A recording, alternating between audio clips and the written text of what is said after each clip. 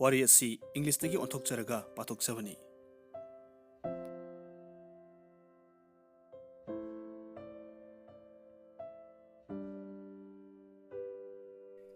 Mamangaida ningthau amaga maharani amaga ingna chikna nungai yaifana palammi. Makhoigi machanupa Taranithoi lei. Nongmadi ningthauduna magi ranida asumna hairei. Aikhoigi trahumdoi suba pokadoriba angangsina nupi oirabadi mabung Taranithoi si loinamak hatokani. Aduga ichanupi si adokki matik maral mathum leiba mi ohengani. Atopa leibaki ningthausingna mangonda loinamak haijaranaba. Adudagidi ningthauna asiba hapnanaba ku Taranithoi khak semle. Aduga manungda mon amamam haplaga potchai kharaga haplammi. Hairiba ku singsi ka amada pulap solon sinduna thammi. Aduga ka dugi sodu rani da sinai. Ningthauna masigi maramda kanagumba amatada karimata haidokanu haina rani da hai. Masanupa singdu hatlagani haibaduda Mama Ranidu matam pumbada awabana masadu pumbangnarammi. Ranidu matam ayambada machanupa atomba Benjamin ga adum leminei. Macha atomba Benjamin na mamagi awaba sakfam ubada asumna hairei. Ima kari torbage adu wana uribadubo. Mama Rani na khummi ichanupa aibu karamna hairasige. Adudagidi ku thamliba kaduda machanupa ga punna lakminaduna Kadu so hangdoklaga hairei. Yengutu masigi ku Taranithoi asi nakhoigi napana nakhoi nachilna naugini haina semlibani. Aina karigumba nupi poklavadi napana nakhoibu soidanamak hatkani hairi. Adudagidi mamadu hikna kapthorakle. Machanupa Benjamin na mamabu themjinjai aduga hairei. Ima kaplagano aikhoi isa kanjanaba arapa mafamda chatkrage. Mama na kumlai phare nayamba Taranithoiga mafamsidagi khara lapna chatkro. Aduga nakhoina numit khudingi awangba u pamida kakhatlaga konunglomda hek yenglau. Karigumba aina nupa macha poklabadi angauba machugi phiral chingkhalakke. Nakhoi amuk hanna halakho. Aduga karigumba nupi macha poklabadi angangba machugi phiral chingkhalakke. Matamduda nakhoi hek ngamliba makhai khara lapna chatkro. Ai nakhoigidamak isorda thaunijage. Adudagi Mama Rani na macha Taranithoi dubu kaushinduna mangol pibire. Madugi matungda machil manao Taranithoi adu mayumdagi thoraktuna umanglomda chatkre. Umangda machil manao Taranithoi aduna numit khudingi awangba u pambida kakhatuna pali naina konunglomda mamana phiral chingkhalakpa yengi. Numit 13 ni rom haukre. Taranithoi suba numitta Benjamin na awangba u pambidu kakhatuna yengba matamda Konungi dalan mathakta angangba phiral ama paribadu ure.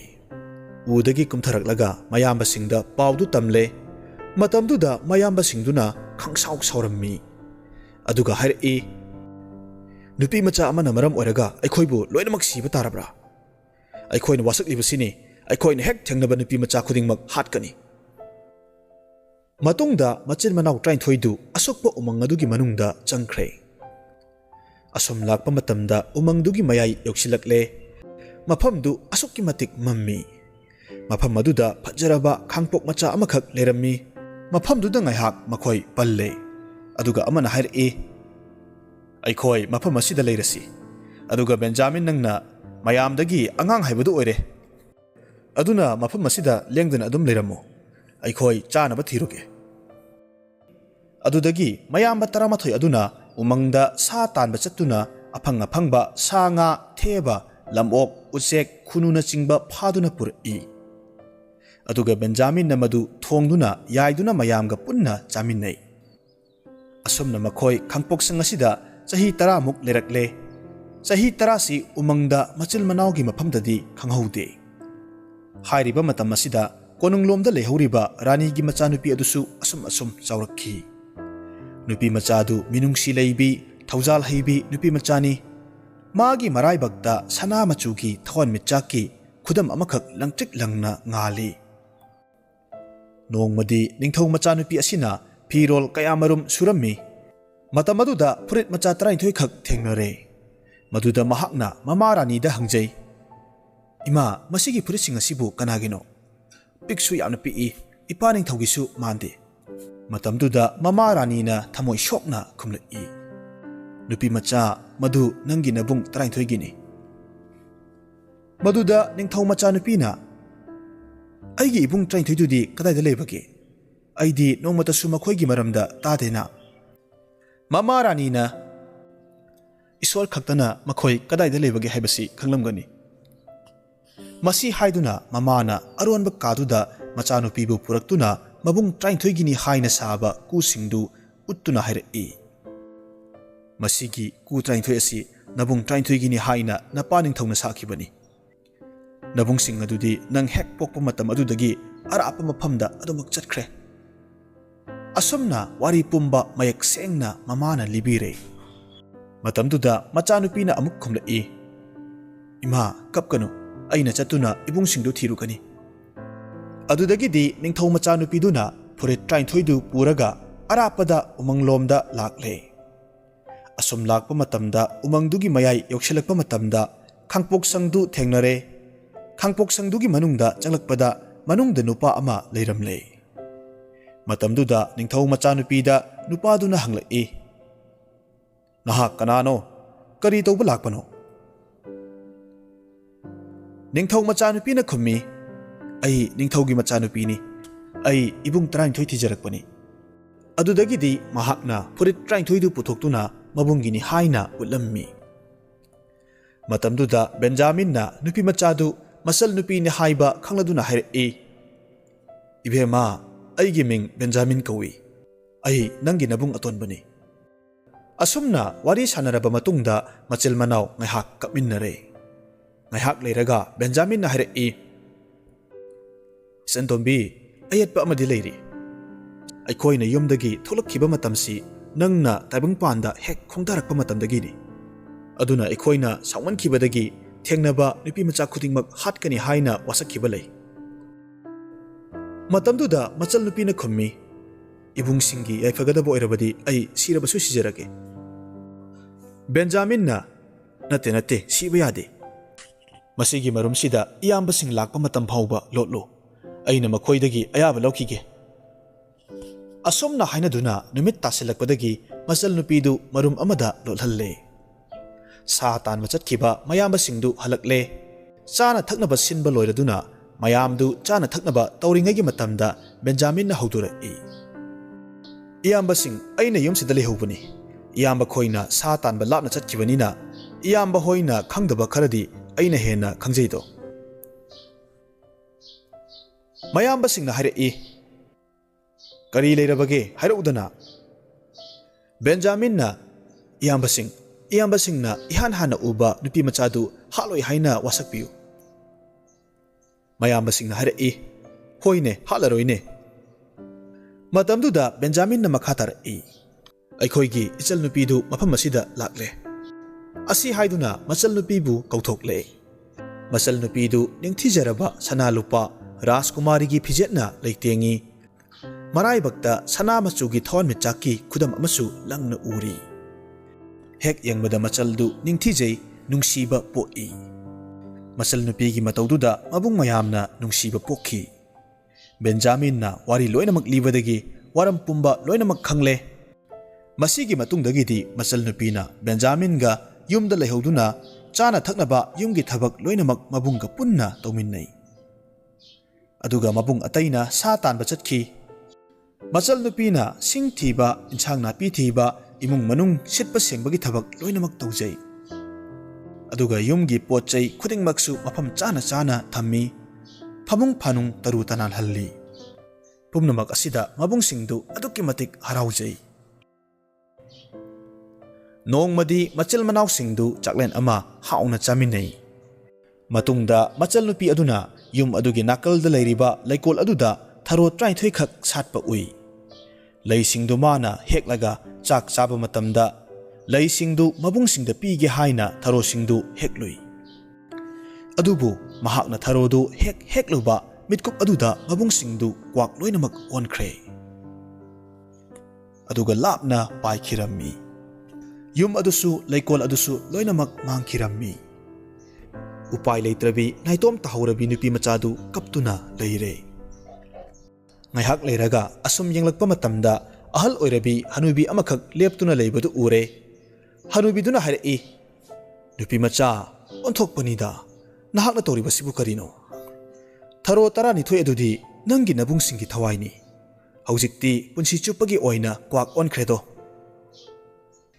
Adudagi nupi macha adu hena hekna kablakle. Aduga amuk hanglai makhoibu mi oina amuk halaknaba upay amatha leitrabara. Hanubiduna khummi yararoi adubu upay amakhaktang dilay. Madu yamna luba thabak amadi oigani. Nahak sahi taret chupna wa amatta ngangdana leibatai. Nokpasu yade kapasu yade. Wahi ama phauba ngangba yade. Sahi taret phadringaida wa ngangba thoklurabadi arembada tagadoribani. Hairibasi nangna tauba ngamlabadi sahi taret mapung pharakpa matamda nabungsingdu mi oina amuk halakani. Ningthau macha nupidu mathamoida madumak taurage haina chap yungna khalle. Aduna awangba u pambi amada kakhatlaga maton waida phamduna lang naiduna wa amatta ngangdana leikhre. Asumna asum leirakpana nongmadi ningthau macha nupiduna phamlaga leiriba mafam adomda ningthau amakhak sa tanba laklammi. Ningthauduna saji ama asum tanarakpa matamda wa amatta ngangdana phamliba ningthau macha nupidubu urure. Mahaki phajabana ningthaudu pumsum hek sumatkhi. Adudagi ningthauduna nupiduda magi nupi oinaba haijakhi. Nupidu wadi amatta ngangde adubu hoi haibagi maongda makoktu nomi. Matungda ningthauna u pambidu kakhatuna nupidu lauthare. Aduga magi sagolda haptuna konung tamna purakhi. Konung yoraga yamna chauna luhongbagi thauramdu pangthokhi. Adubu kaina adudi wasu amatta ngangde. Nokpasu nokte. Asumna luhonglaba matungda chahi khara nungaina leminare. Masigi matungda mabuk phatrabi ningthaugi mamaduna mamong nupigi maramda saiduna macha ningthauda hairei. Ibungo nahakna purakliba nupisidi laira chudatnabi chaknibini. Mana tauriba khujilsibu kanana khangbage. Mahak tasengna marol thoktrabasu wa ngangba ngamdrabasu nokpa phauti yaina. Asuk kuibasi nongmata nokte. Asuk kuibasi nongmata noktaba haibasi o mangolgi masakni. Phattaba phol oirakpa yai. Mamana haribadu ningthauduna ahanbadadi thoidokna thoksaramde. Adubu asum hanjin hajilakpadagidi mamai thangda mamana haribadu chumlaboi khankhre. Aduna mamana phattaba phol purakani hatoklasi haina haibadagi hatnaba thaurang taure. Madugidamak konungi mamangda maijau thare. Maiduda nupidu hingna thananabagi thaurang taure. Ningthauna dalangi mathaktagi tauriba mayamdu wakhal nungaita mamitta pirang sinthaduna yengli. Ningthaugi nupidu mai thanabagi matam yausilakle.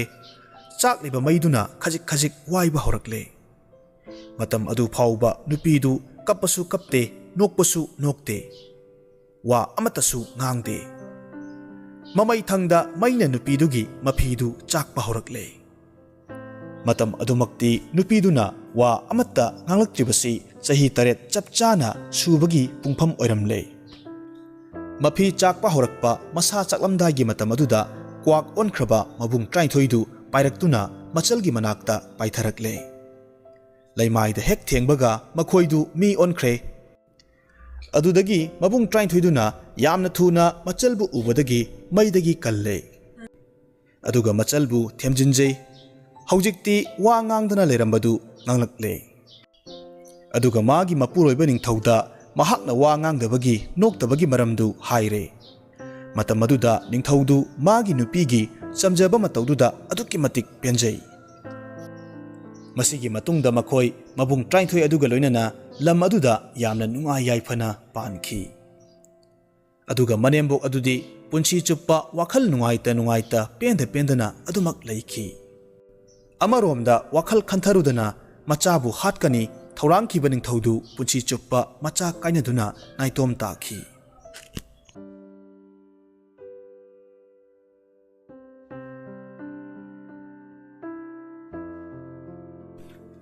Haujik amuk taminarasi Phungga Wari Thebagi Wari.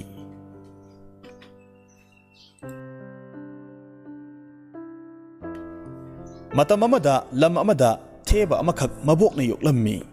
Theba asi mapa mama laikidre. Theba du yamna angang oiri. Aduga mabok adudi ahal yamna oire.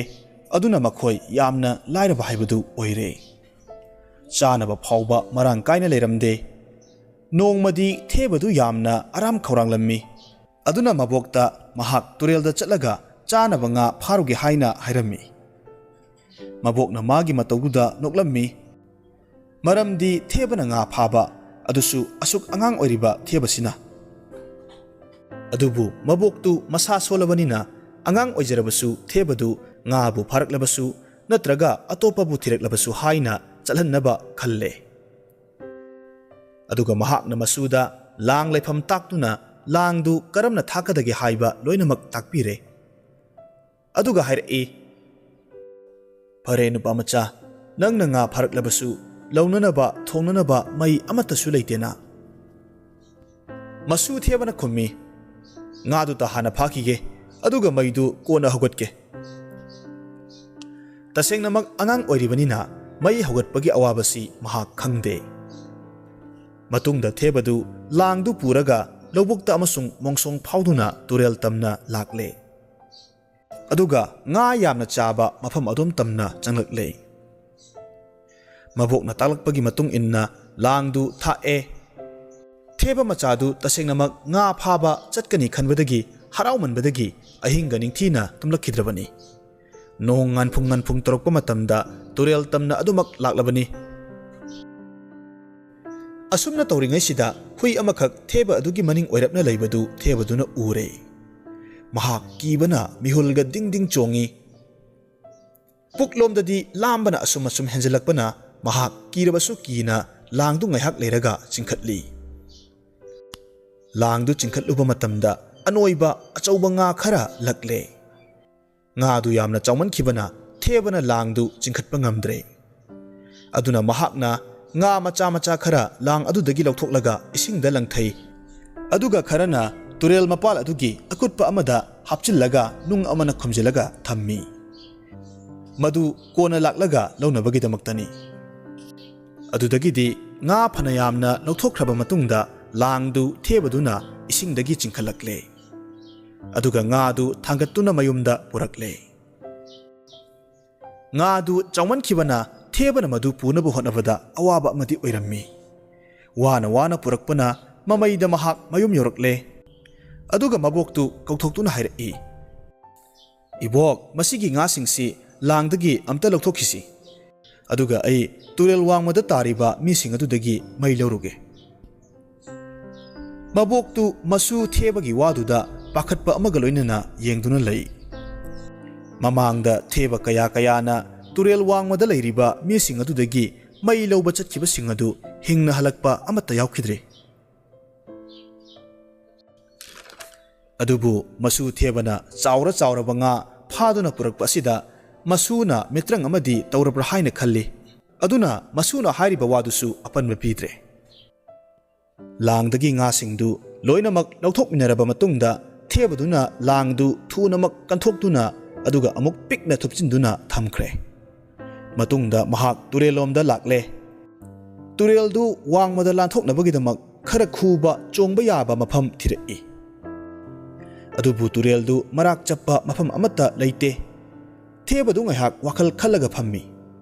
Matamaduda nongma jadugar amana mana turelda ising thaklingaida sonkiba mantradu ningsinglakhi. Mantradu mahakna ningsingduna sole. Aduga kari taurakpagi haibadu yengduna lei. Mitkup kharagi matungda achau bangana isingda phawgalakpagi makhol tarakhi. Thebaduna haidokhiba mantradu karino haiba khangdrabasu mahak tauribadu munna yengduna lei. Mitkup kharagi manungda chawraba nga 15 khak laktuna makhoigi makoksingdu isingda phawgatuna nung pareng thabagi maongda leikhi. Thebaduna madu netuna kalaga tureldu lanthokle. Tureldu hek lanthokpaga nga singdu chatlo haina hairamlaga turel mapalduda ngaihak phamduna pothai. Mafam aduwaida angang khara sanaraga lerambajatni. Angangsing adugi maraktagi amana thebana phamlibadu laptakna ui. Parap parap changsilaktuना angang-duna thebadu tunglomdagi laklaga thebagi manada tap launa phai. Nga achawbasingna isingda chatkiba yengna potharamba thebadu pakhatpoi kariboi nanthoknaba kanna honai. Angang-duna kanna paishinkibana nanthokpa ngamdre.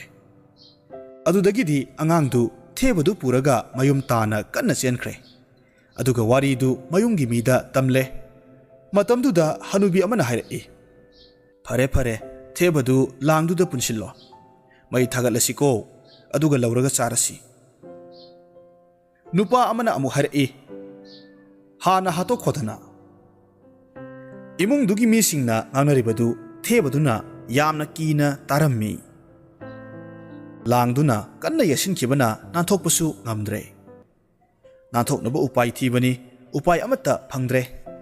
Mamai thangda thebana sonjai. Mathaksida mairik amatang tasilaktuna langsigi matonsi maina chakthokhrabadi nungainida. Ngaihak leiraga kadomdagino khangdaba u amana khalliba dambur aduda tasilakhi. Mipum kudingmak kaiduna chenthoknakhi. Mairik ama chongsilaktuna thebadubu pulliba phi manba langdugi kisiduda tasinbadagi kisidu tatkre. Aduga langdugi thoridu mai chaklakle.